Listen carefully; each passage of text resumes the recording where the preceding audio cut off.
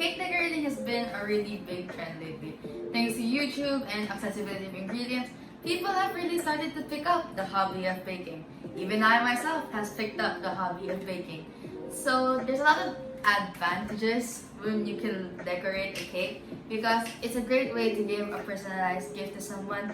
You can put inside jokes, their favorite colors, and many other things. You guys can flex off some skills on cake decorating, and you guys can even start a little business with cake decorating and baking in general. So yeah, the baking world is really great. It's one of my favorite worlds per se.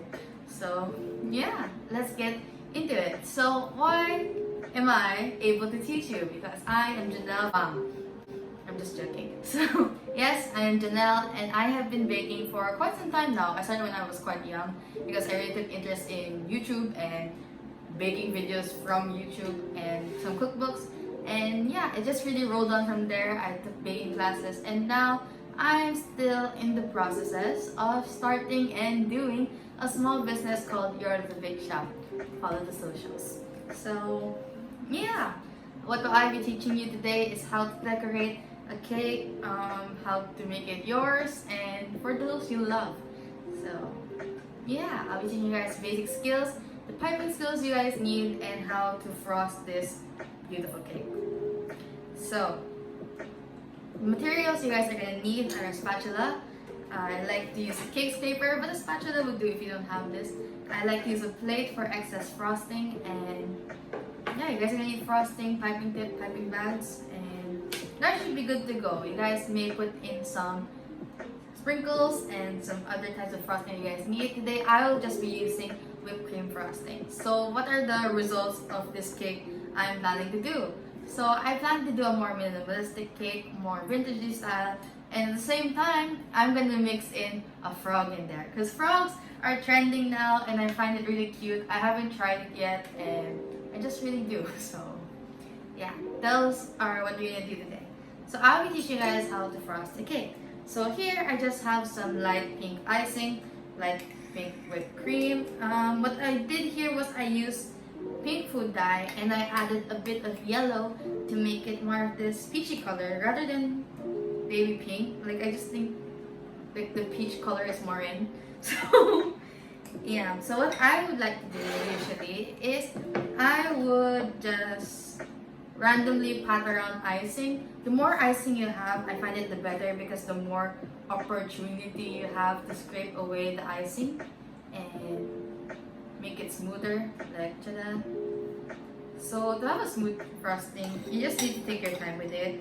Make sure you don't rush it out because this is your foundation in a sense. So why am I coating it again even though it appears that I coated white? Because this white whipped cream here is the crumb coat. So a crumb coat is what you do to keep the cake crumbs locked in. You know when you eat a cake and then you just get messy with cake crumbs? Those are cake crumbs, yeah, like mini cakes. And yeah, we just do this so it stays locked in and it's a very great canvas for you to start doing what you want to do. So yeah. So now that I have roughly coated the cake, we are gonna smoothen it with this cake scraper.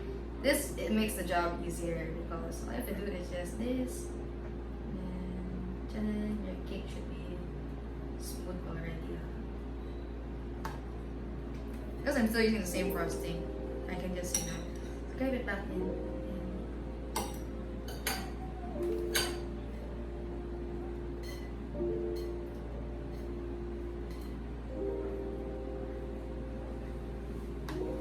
Ta-da! You have like smoother sides already. Let's do the top one.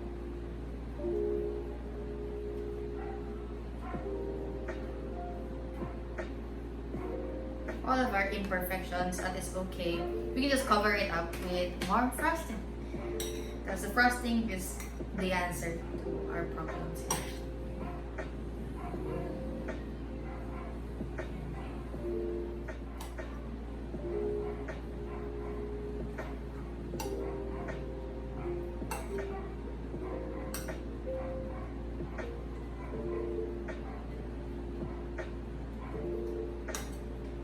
So yeah, I don't know why like the rough edges are a big trend right now. So You guys can just like smoothen it out even more. Some people even freeze their cake and just cut it off. But I think I'm gonna keep it for the aesthetics. So here I have is this yellow frosting, and then I have a little star tip at the end. So it has many teeth. The more teeth you have, like the more ridges you guys are gonna have. And I have a little board here to show you guys how to pipe some borders. So you guys apply pressure and you just flick it off. And the next ball you guys are gonna make, you're gonna cover that little flick, and it's just a continuous process. Make sure you guys step back sometimes so you guys can see what you guys are actually doing. Make sure you guys are still going in a continuous circle, because sometimes you just go in an oval shape if you don't check it out. So make sure you do check it out. And yeah, I will be doing that here.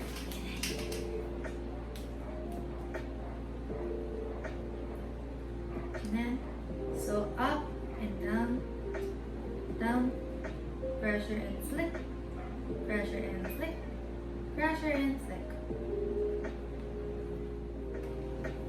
So, ta-da! That's the border you guys can make. I'm also gonna teach you guys how to make dollops. So basically, just hold it up and you just flick it up, you know? Make sure you guys apply even pressure for every single one of these, because if you don't, you know, it's just a bit off-putting, because you guys want it to be like even around. Because honestly, a thing that I've realized throughout time, even I just, you know, because like you don't have to know to bake or know how to cook to be a cake critic. So, you know, just be careful for my arte viewers who have, because you have to deal with that, to be honest. I'm just gonna continue another border at the bottom. So because I have been doing this for quite some time already. Oh, I sound so boomerist. You just just go into a flow state, and once you find that flow state, like, you know, doing what you want to do becomes easier, because like you don't have to worry about technique anymore. You just have to worry about your vision and make sure, you know, you pursue it and how it will come to life for you. So, yeah.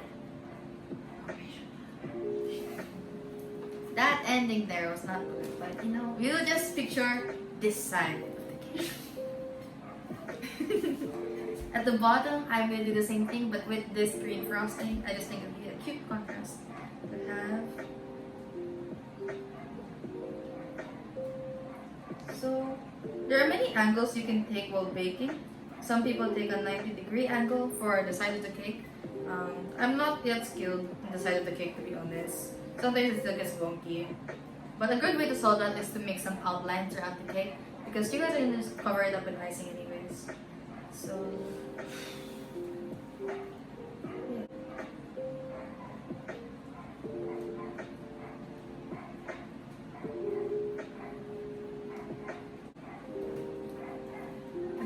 And so right now, it's like this. It's going pretty well.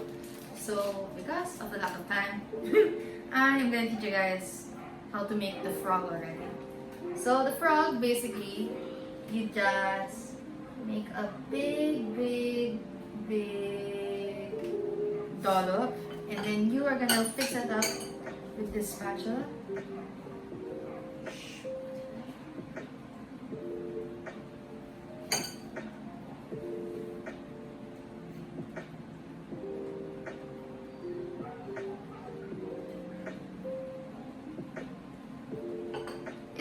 Messy. Usually the frogs are messy.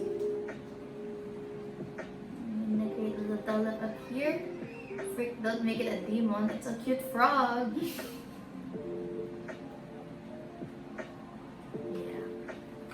And I have this here with a smaller round tip. See, it's taking some shape. And you can just give him some hands.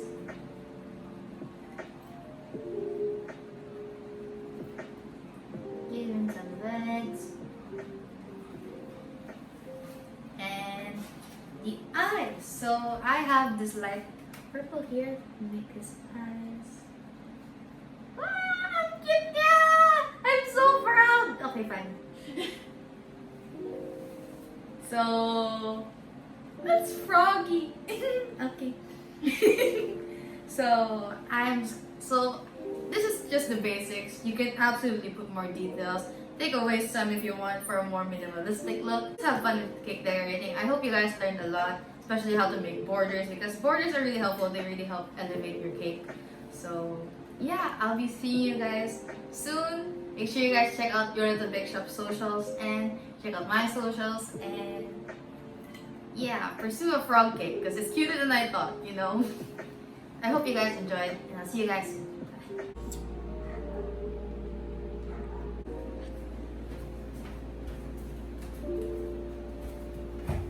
So because this is my YouTube channel anyways, I have a lot more freedom with you guys. I'm gonna be decorating this cake. I'm gonna be adding some buds all around.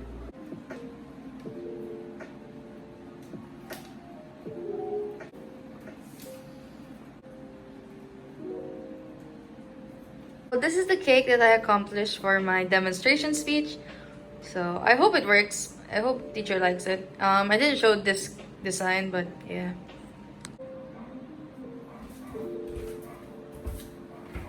Hi there! Cake decorating has been a really big trend lately.